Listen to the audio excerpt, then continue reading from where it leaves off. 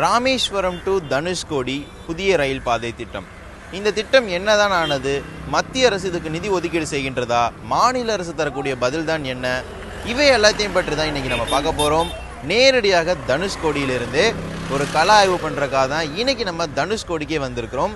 தனுஷ்கோடியில் பார்த்திங்கன்னா முன்னாடி அப்போ அந்த தனுஷ்கோடி பேரழிவு ஏற்படுவதற்கு முன்பாக நேரடி ரயில் போக்குவரத்து இருந்துச்சு.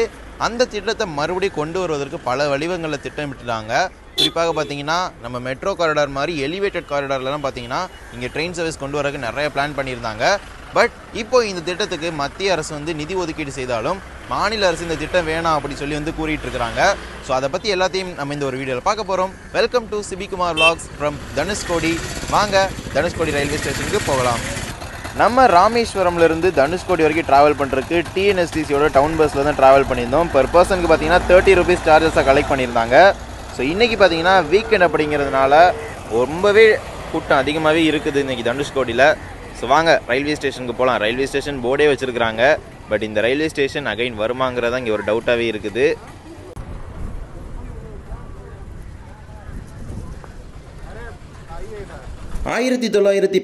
பிப்ரவரி 24 மெட்ராஸ்லேருந்து தனுஷ்கோடிக்கு நேரடி ரயில் சேவை துவங்கப்பட்டிருக்குது. ஆங்கிலேயர் காலத்திலேயே தென் கடலோர பகுதிகளில் முக்கியமான வணிக மையமாக இருந்த ஒரு ஊர் தான் தனுஷ்கோடி. மெட்ராஸ்லேருந்து தனுஷ்கோடிக்கு ரயில் மூலமாக வரக்கூடிய பயணிகள் தனுஷ்கோடியில் இறங்கி 35 கிலோமீட்டர் தொலைவில் உள்ள தலைமன்னாருக்கு கப்பல் மூலமாக சென்று மீண்டும் அங்கிருந்து மற்றொரு ரயில் மூலமாக கொழும்புக்கு சென்று வந்தனர். முன்னதாக இண்டோ சிலோன் எக்ஸ்பிரஸ் அப்படிங்கிற அந்த ரயிலானது மெட்ராஸில் புறப்பட்டு தூத்துக்குடி சென்று தூத்துக்குடியிலிருந்து கப்பல் மூலமாக பயணிகளை கொழும்புக்கு கொண்டு சென்று வந்தது. அதை ஒப்பிடுகையில் 270 கிலோமீட்டர் மிகவும் குறைவான தூரம் என்பதனால தனுஷ்கோடிக்கு ரயில் பாதை அமைத்தாங்க. 1964 வரைக்குமே ரயில் போக்குவரத்து இந்தியாவுக்கும் ஸ்ரீலங்காவுக்கு இடையில இருந்துச்சு.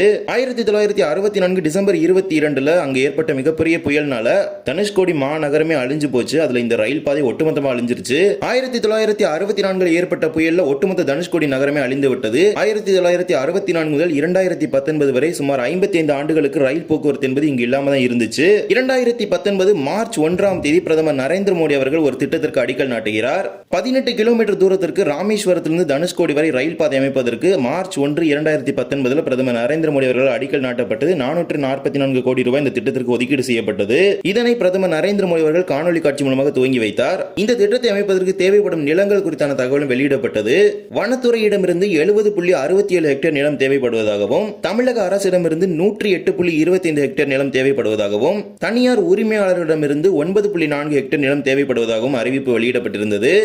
ஆக்சுவலி இது ட்ராக்ஸ் பார்த்தீங்கன்னா பில்டிங் கன்ஸ்ட்ரக்ஷன்லையுமே யூஸ் பண்ணியிருக்கிறாங்க. ஸோ இங்கேருந்து பார்த்தீங்கன்னா மேலே வரைக்குமே போகுது, பார்த்தாலே தெரியும்.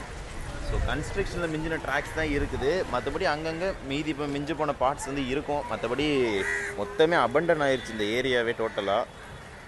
இந்த தனுஷ்கோடியில் தான் இந்தியாவுக்கும் ஸ்ரீலங்காவுக்குமான ஒரு ட்ரெயின் கனெக்டிவிட்டி இருந்துச்சு.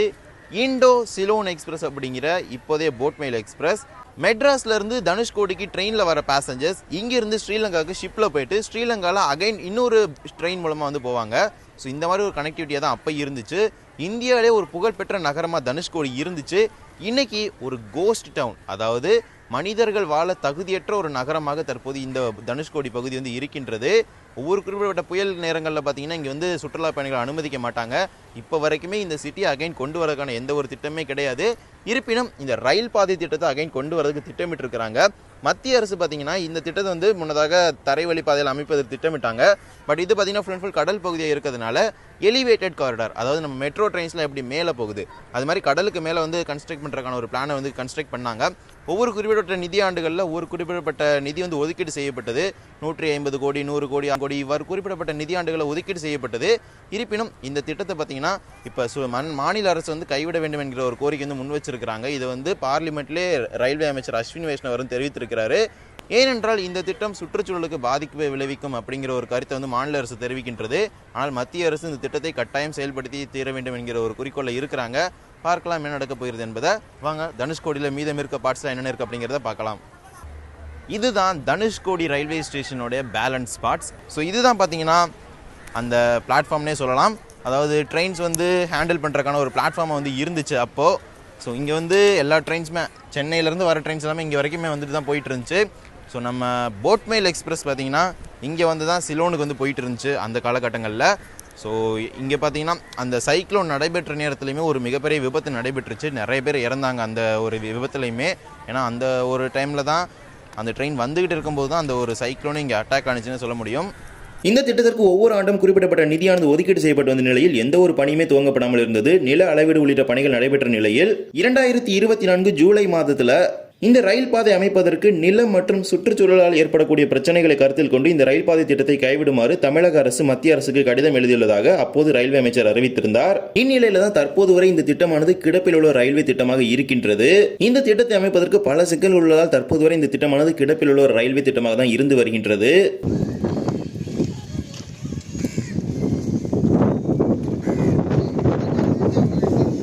இந்த தனுஷ்கோடி நகரத்தில் மக்கள் வாழ்ந்ததுக்கான சுவடுகள் இப்போ வரைக்குமே இருக்குது. ஆனால் இப்போ வரைக்குமே இந்த நகரம் பார்த்திங்கன்னா மக்கள் வாழ்வதற்கு தகுதியற்ற ஒரு நகரமாக தான் கருதப்படுகின்றது. ஸோ அந்த இடத்துல பார்த்திங்கன்னா புதுசாக பார்த்திங்கன்னா ஒரு லைட் ஹவுஸ் எல்லாமே கன்ஸ்ட்ரக்ட் பண்ணிட்டு இருக்காங்க. லாஸ்ட் டைம் வரும்போது பார்த்திங்கன்னா கன்ஸ்ட்ரக்ட் பண்ணிட்டு இருந்தாங்க. இந்த டைம் கன்ஸ்ட்ரக்ட் பண்ணி முடிச்சிட்டாங்க. ஸோ நிறைய வீடுகள் இந்த மாதிரி இருக்குது. எல்லாமே பழைய வீடுகள். ஆனால் எல்லாமே செம்ம ஸ்ட்ராங்க இப்போ வரைக்குமே அப்படியே இருக்குது. அவ்வளோ பெரிய சைக்ளோன் வந்துமே.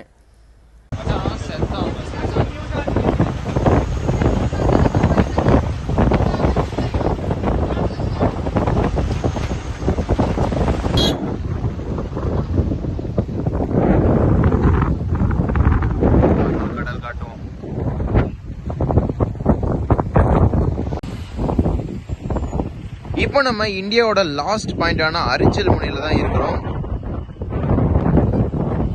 பயங்கரமான டிராஃபிக் இருக்குது.